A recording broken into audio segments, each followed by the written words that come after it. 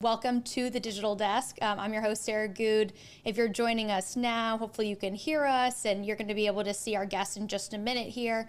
But today we're going to be talking about allergy season. I know there's rain expected a lot this afternoon, so hopefully it'll rinse off your cars, rinse off the houses, rinse off things. But I think in the office here we see it too. You know, the allergy season tends to be longer recently. It also feels stronger. I think at least that is how it's feeling here in the office, and I am victim to it as well. So, please let us know in the comments if you're experiencing anything and noticing this. But today we're sort of going to talk about, why this is happening, how pollen sort of increasing in the area, and then also the climate piece of this. So I'm going to bring on our guest from Old Dominion University.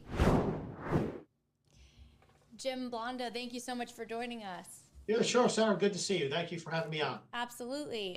For those who don't know, you're Associate Professor and Chair of the School of Community and Environmental Health at Old Dominion University, and I have that on the screen as well. You have been researching this and studying this for years. Can you just tell us a little bit about, your expertise here? Sure. So I've spent a career doing work in industrial hygiene and air quality for a number of years. And industrial hygiene is sort of looking at the safety and health of the workplace.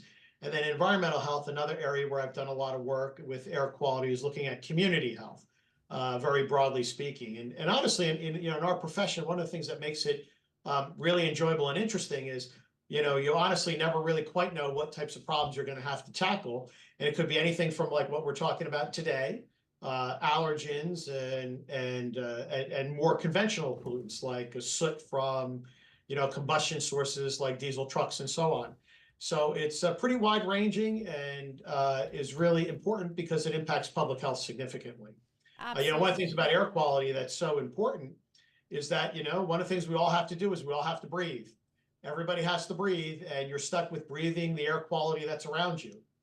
You can't really go out and purchase clean air. You can purchase filters and things like that. But generally speaking, it's really an important topic because everyone has to breathe. And when somebody does something that impacts air quality somewhere else, because air travels, it can impact people downwind or in other places. So it's a very important public health issue because it can really impact people's health significantly. And I understand that it impacts different people in different ways, but also at different, levels. Say, runny nose, very different than maybe having some asthmatic symptoms.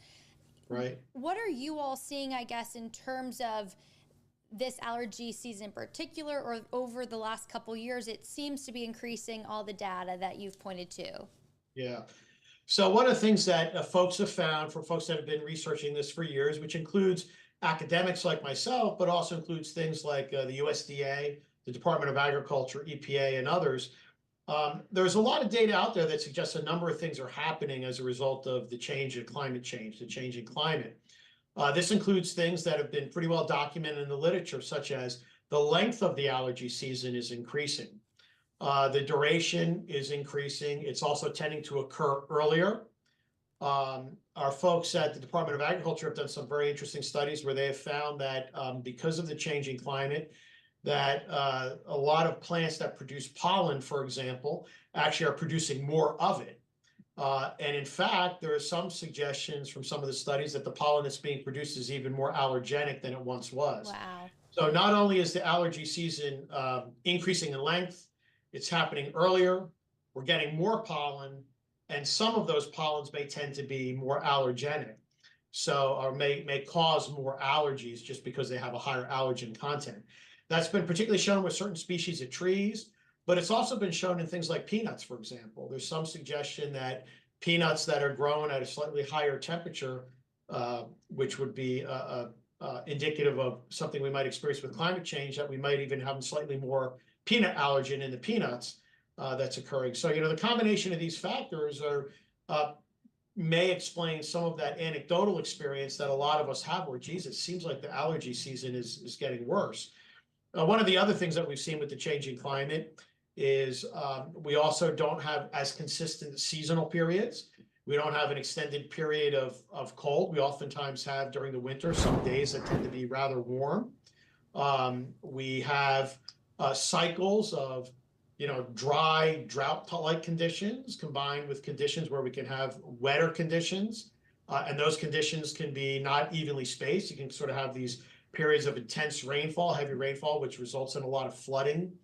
And when you have a lot of standing water and you have really wet conditions that last for a period of time, you can grow a lot of molds and other things. And molds also produce spores that can be really problematic for some people and their allergies. So the combinations of these factors combined with what we're seeing with climate change, in fact, may be indicative of some of these anecdotal observations that people are having where they say, boy, it does seem like the allergy seasons are worse than I remember. And I think there's scientific evidence to support that point for sure. Wow. I mean, just as, someone walking around, I think, to be able to understand not only the length of the time, but sort of the triple threat, all three of those things, that they're also maybe potentially more aggressive as well, in sort of giving you a reaction. I know that, again, reactions range, but it seems sort of as a whole, the general population does experience some level both of the pollen allergy, but also that mold allergy that you're talking about as well. Yeah, sure. Yeah, absolutely. And I know for myself personally, I definitely find molds are a little bit more difficult for me personally, but it's a wide range. One of the things about allergies is it's very individual, right? It all depends on, we oftentimes in health sciences will refer to it as host factors, the factors that individuals or people that are exposed to things that are individual to their own bodies, can make their susceptibility to allergens vary. This can include things like, genetic factors. It can include things like diet, pre-existing health conditions.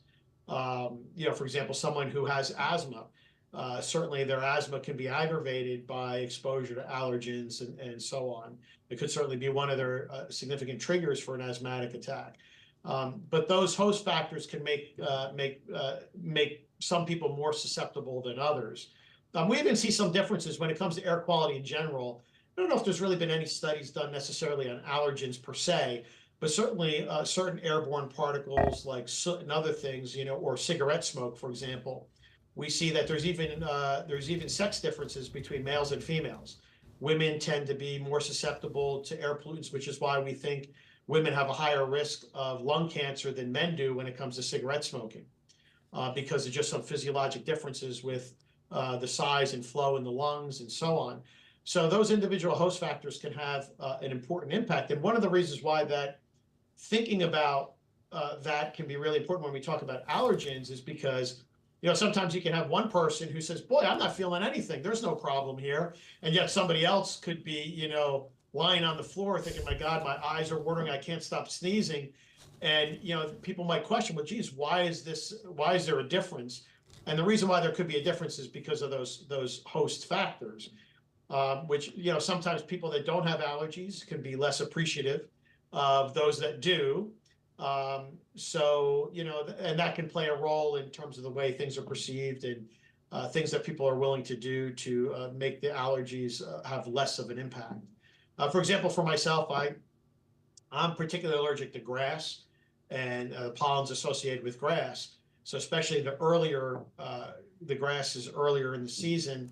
But I know people that really aren't. So when I cut my grass, I wear an N95 mask because it just, I feel much better. And I have some neighbors that don't. And they might think, boy, that looks kind of funny. You're cutting your grass with a mask, but they don't have a grass allergy. So they don't necessarily know or really understand, well, this really helps me out because I don't feel like sneezing for 2 weeks after I cut my grass. So I think that those host factors can play a role in people's perceptions and the actions that people will take. Right. And I mean, that's a measure of, preventative measure for you that you take. I think it's interesting in 2022, I think the stat was that the industry for over-the-counter and prescription was around $18 billion at that point. Yeah, that's about right. It's now, and some of that is just on treatments for allergic rhinitis, which is like the runny nose, where you get inflamed nasal passages. So yeah, it's billions of dollars worldwide. It's an enormous expense. And sometimes what we'll do is our epidemiologists will track actual purchase of medications. And oftentimes you can see within that data, you see an uptick of people buying, for example, nasal sprays, decongestant nasal sprays, or steroids, anti-inflammatory steroids, that can correspond with these increases in allergens. But a lot of people are shocked when you tell them how much money's involved here, and that's why there's a lot of companies that make those products, because there's a lot of money that's spent for those products. And that doesn't even include the latest figure I read in 2022 was around 14 billion, and that was just allergic rhinitis only. It did not include expenses for asthma and other types of allergic conditions. And so it's a lot of money for sure. Right. And I was just going to say that everyone has a different treatment plan or thing that works for them that they've, sort of figured out, especially as new things hit the market. I remember when Flonase sort of went from prescription to over the counter, and I'm sure there was a jump there, and people sort of utilizing that, just because it's easy to sort of grab that with your Claritin or Zyrtec or, whatever tool you're using. I mean, I did want to ask too, so this area in particular is pretty bad, and there's a case, or research study, that the South is really the one area being impacted by that. And according to some data, it shows, cities like Virginia Beach, Richmond, Raleigh, North Carolina, just thinking of our sort of local area here, are some of those top cities that are experiencing issues with sort of individuals handling the allergies. I mean, is there something in particular about not even just warming temperatures altogether, but particularly in the region down here that's bad? Yeah, some of the things that people, so it is true, I think Virginia Beach, Norfolk in particular I've had an allergist, I haven't seen the data myself, but I've had an allergist tell me that they're in the top 10, top 10 places to live where you experience allergies. But I think some of the reasons that contribute to it is it's very wet here. We're in a coastal community, so it's very wet. One of the other things it's warmer because it's in the South. But also, we happen to be in a zone where southern and northern plants can both grow in our zone. So we have an extended variety of things that can actually grow in this particular area. I'm always amazed that in my yard, I have some tropical plants, some of which were planted by the previous owner of my home. But I'm always amazed. I think, my goodness, how on earth could these palm trees be growing in my yard when I think of much further south location for that?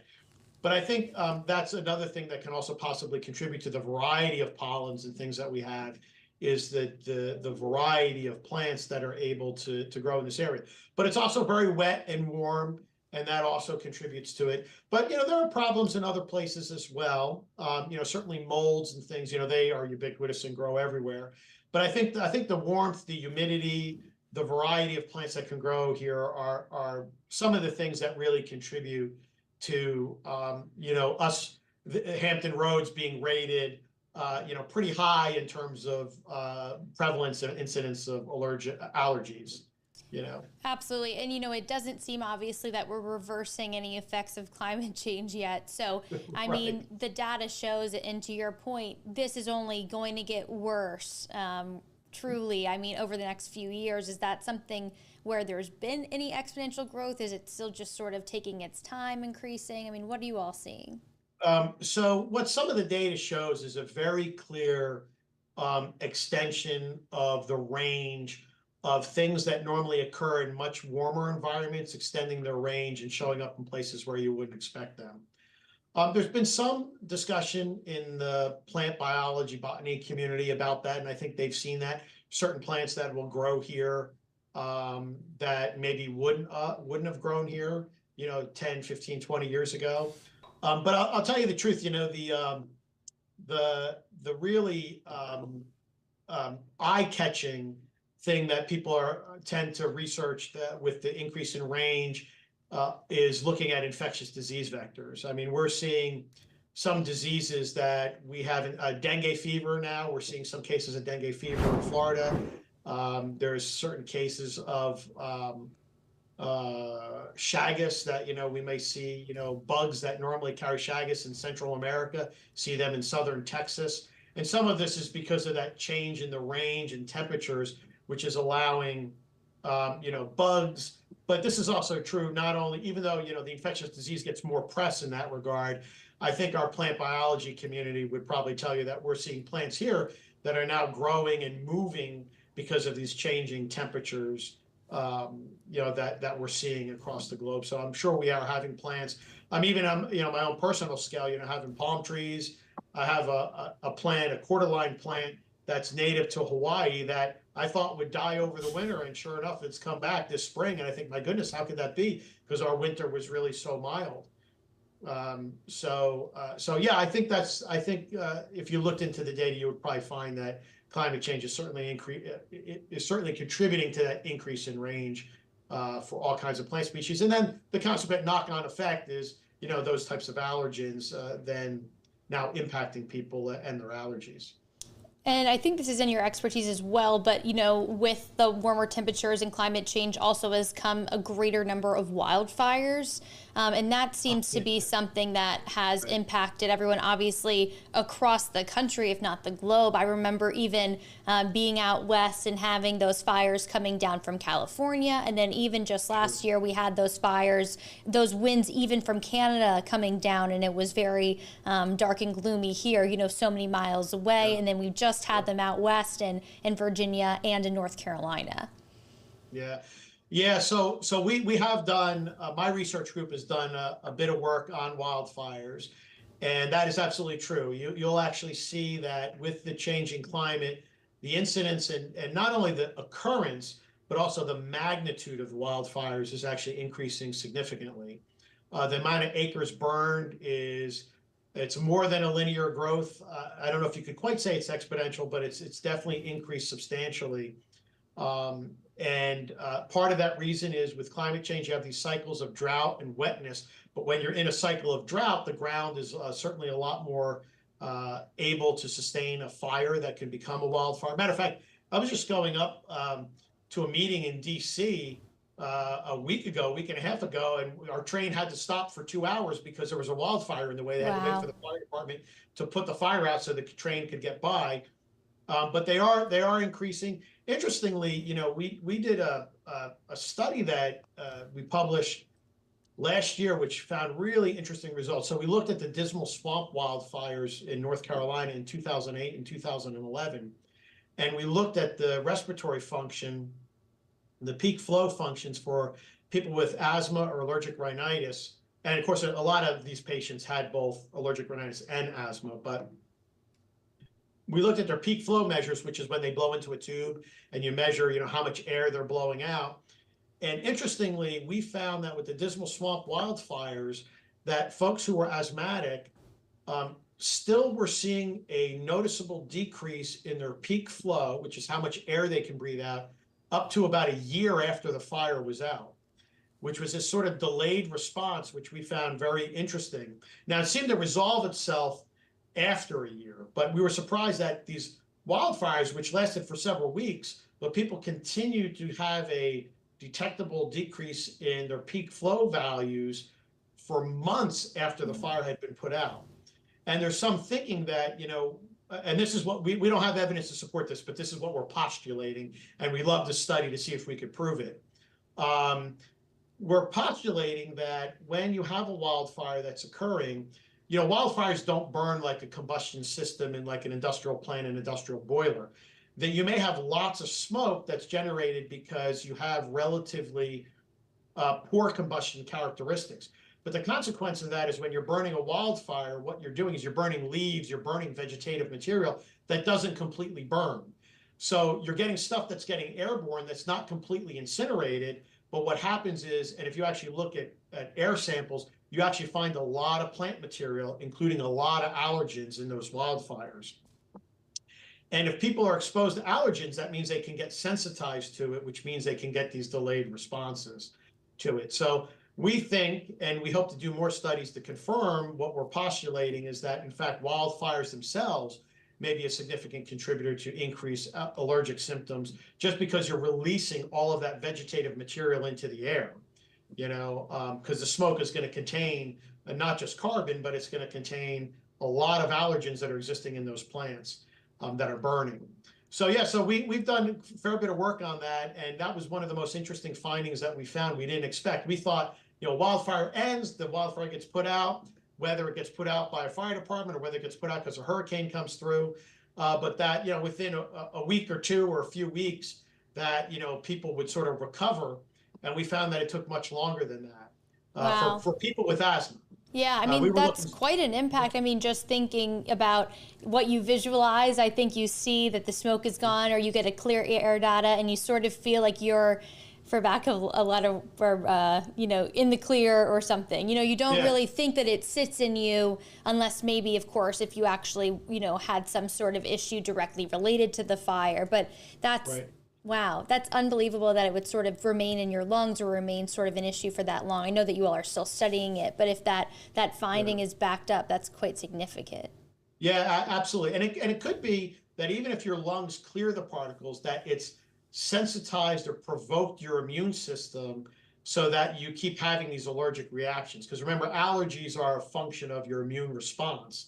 Partially is what an allergy is.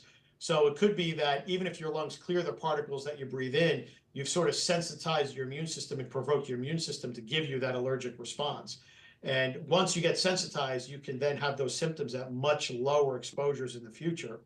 You could have someone who gets sensitized and then they're around a dog, for example, and boom, or they're around a plant. They're not around a wildfire, but they're just around some regular old plants, and the pollen from those plants is enough to cause them to have those allergic reactions because they've been sensitized by the wildfire smoke. So yeah, we're looking forward to doing more studies on that. But I think that's a very interesting finding, and shows the importance of trying to control wildfires from a public health standpoint. And I know we've talked about things that are becoming more aggressive or potentially, have a bigger reaction. But is there anything that people can do to get some relief? Is that even in the vicinity right now? Or do people just sort of have to find their own way to sort of mitigate, the reaction they're having? Yeah. So certainly, I would say a couple things. So certainly, if you're having symptoms, working with your healthcare provider, go see your doctor, go see an allergist. That's certainly, the guidance of a professional healthcare provider is very valuable, highly recommended, and they could guide you for the individual treatment that you may need.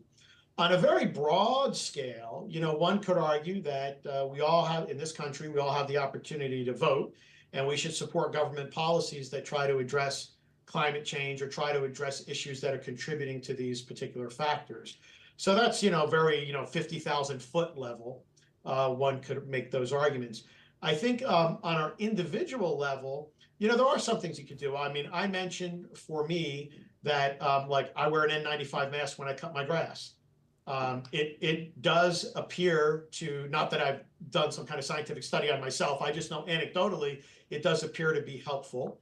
Now, the only caveat to that is you have to make sure that you're healthy enough to wear a mask. There are some people that might have lung conditions where they probably shouldn't be cutting their lawn, but they might not be able to wear a mask. I happen to be able to wear a mask. So that being the case, I find, wearing an N95 mask when you're cutting the lawn and so on can be helpful. I think, there are definitely some studies out there that show that, in fact, that HEPA filter air cleaners do seem to help indoors. I know my wife has asthma and one of my kids has asthma. We have a regular HEPA air filter that does seem to really help, and I find it helpful too, even though I don't have asthma. But scientific studies that have been done seem to show that the HEPA air filters do seem to work with reducing particle concentrations in the indoor environment. It can be particularly good when you're trying to sleep and whatnot. Also, higher efficiency filters in your HVAC system. The filters are definitely a little bit more expensive, but I was kind of looking at it this way. If it cost me $19 to buy a high quality filter for my HVAC system, for my air conditioning system and my heating system, and I'm replacing it 4 times a year, you add it up and you think, okay, we're talking, $75, $80 a year. That's really not that much. I'm sure I could go buy a cheaper filter for $2 that isn't going to work nearly as well. And studies seem to suggest that those higher quality filters do seem to work, do seem to reduce air concentrations, and do seem to be helpful, especially, seem to work and be helpful in the indoor environment. The caveats with that is, whenever you buy an air filter, you want to read the box, because the box will tell you what size room that air filter is designed for. Certainly, if I take a really tiny little air filter and I put it in a, enormous room, it won't have enough filtering capacity to really be able to clean the air. But they give you some guidelines when you buy these filters. If you look on the box, it'll say, this is for a room of approximately this size. So if you size it properly, that can help. And the one other very important caveat is what we always recommend as air quality researchers, what we always recommend is we recommend that people get a filtering air cleaner, one with a filter like a HEPA, which stands for high efficiency particulate air filter, an actual filter that pulls air through it like a cloth-like filter that filters out the particles that are in the air. We don't recommend that for people to buy electronic air cleaners, because sometimes the corona discharge from those electronic air cleaners can actually produce ozone, and ozone can be an irritant. So typically we don't recommend that people buy electronic air cleaners. We recommend they buy the old standard, HEPA, cloth-like air filter, because they do seem to be very effective and they don't run the risk of generating ozone from an electrical discharge in the filter. So those are the caveats we usually give people, and they do seem, scientific evidence does seem to show that, at least from particle concentrations, they do seem to reduce the particle concentration. So you had pollens or mold spores in the air, running those in an indoor space does seem to be helpful in terms of reducing those particle concentrations. And I just want to add one thing, just seasonally, I've also heard of people wearing a mask in the fall as well when they're raking the leaves, when there's mold and mildew, sort of in a different capacity. I've heard that as well. So, such great advice. And I think especially maybe you can't control what's outside your home, but when you're inside your home, obviously there are things that you can do, as you just said, that are in your control. And I can link those on wavy.com as well. So when people are watching it now, watching it later, they can find out more information about, those tips. Sure. Jim, is there anything else, just in the day-to-day or as we sort of progress into the season here that you want people to watch out for, that you guys are looking at? So, a couple other pointers that I'll make. So with children in particular, everybody who has school-age children, especially young children, oftentimes we'll see, at least I'm thinking immediately what's coming to mind is data from New Jersey, because that's the most recent data I looked at. But oftentimes we'll see increase in visits for asthma in the fall. And you have to always keep in mind that when we talk about allergies and asthma, that oftentimes there are multiple factors that are at play as to whether somebody feels ill or not. And one of the things we do think that happens, and that parents can, and I'm sure everybody with school-age children is fully well aware of that, once your kids go back to school, 2 or 3 weeks into school, suddenly, you see people starting to get sick. And some of that is because, children who are apart, now they all come together for school, and they, especially young children, they share all kinds of things, including their germs. Well, it turns out that it looks like the combination of the molds in the fall, which cause those allergic reactions, in combination with children experiencing more infections when they go back to school in the fall, does seem to be a likely contributor to why we see an increase in asthma visits and admissions to healthcare providers in the fall.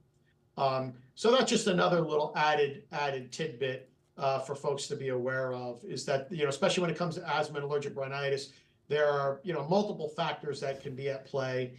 And one of the other areas of research that people have thought about is, during allergy season, how much do allergies, which makes people sneeze, contribute to the increased transmission of airborne infectious diseases? And it's, although, hasn't been researched as clearly, I suspect that's another contributor to allergies, is it allows us to share whatever we're sneezing out with those around us. So certainly if you do have an infection, wearing a mask just to capture what's coming out of your nose so you don't spray it all around the room is also probably something else that people can do to just protect the people around them. Terrific. Well, great advice, especially here in our office environment, as I'm sure so many people are. And I know that, Right. A lot of kids are on spring break, but as you said, as they're coming back, especially if they've spent this whole week outside, that Yeah. is something to keep in mind, as like the school year progresses. Yeah. But Jim, thank you so much for joining us today. It seems that Yeah, this sure. conversation is going to keep repeating itself in different forms when we're talking about air quality, whether it be the smoke or the pollen allergens that are sort of coming out. But Sure. all your advice was so helpful, and so helpful for our viewers and everything. Again, for anyone watching, it will be linked on WAVY.com, so you can find more from Jim's advice and conversation today. But Jim, thank you Sure. again. Sure. Well, Sarah, thanks so much. It was my pleasure. I really enjoyed it. Thanks for the opportunity. Absolutely. Thank you. Okay, take care.